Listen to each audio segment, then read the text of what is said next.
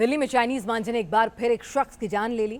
दुकान से अपने घर लौट रहे सुमित तिरंगा के गले में चाइनीज मांझा ऐसा फंसा कि गर्दन कटने से उसकी मौत हो गई। घर के इकलौते चिराग सुमित की मौत से घर में कोहराम मचा है। लेकिन सवाल यह है कि बैन के बावजूद पुलिस चाइनीज मांझे की खरीद बिक्री पर लगाम क्यों नहीं लगा पा रही। कटी पतंग के चाइनीज मांझे ने काटी जिंदगी की डोर। चाइनीज मांझे से गला कटने से सुमित रंगा की मौत। तस्वीरों में नजर आ रहे सुमित रंगा अब इस दुनिया में नहीं।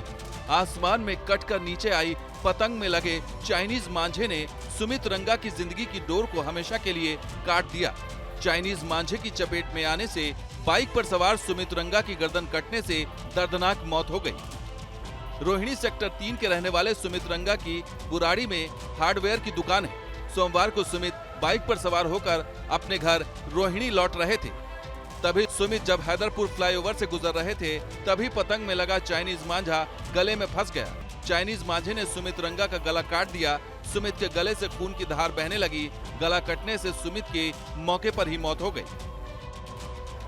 चाइनीज मांझे से गर्दन कटने के बाद कुछ देर तक सुमित की सांसें चल रही थी, लेकिन सड़क पर तमाशबीन बने लोग अस्पताल ले जाने की बजाय वीडियो बनाते रहे।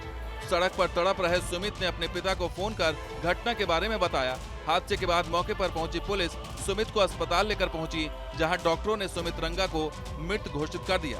घर के इकलौते चिराग की मौत से सुमित के घर में कोहराम मच गया।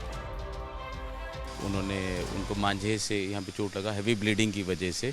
तो उन्होंने अपने फादर को 743 पे कॉल किया कि पापा ऐसे ऐसे मुझे मांझे से चोट लग गई है और काफ़ी ब्लड निकल रहा है। उसके साथ में 2 और लोग थे जो रोड साइड से जा रहे थे, उन्होंने उसको हेल्प करा। उन्होंने बताया कि यहाँ पर हुआ है। जैसे फादर वहाँ पहुँचने लगे तो उन्होंने बोला कि जी हम इनको सरोज हॉस्पिटल मधुबन चौक पे ले आए हैं। और वहाँ जब हम पहुँचे तो डॉक्टर ने उनको ब्रॉड टू डेड डिक्लेयर कर दिया था। उस टाइम पे उनको एक्सपायर कर चुके थे सर। चाइनीज मांझे से सुमित की मौत के बाद दिल्ली पुलिस के पीआरओ सुमन नलवा ने बयान दिया है कि चाइनीज मांझा दिल्ली में बैन है। बेचने वालों पर कड़ी कार्रवाई होगी। इसको 2017 में बैन किया गया था और under the environment protection act इसमें काफी सख्त सजा है। जैसा कि हमने अपने ट्वीट में भी कहा, 1 लाख रुपए तक का फाइन और 5 साल तक की सजा है। सुमित की मौत के बाद दिल्ली पुलिस लापरवाही से मौत का मामला दर्ज कर जांच में जुटी है। साल 2017 से ही चाइनीज मांझा दिल्ली में बैन है, फिर भी धड़ल्ले से चोरी छिपे बाजारों में ये बिक रहा है।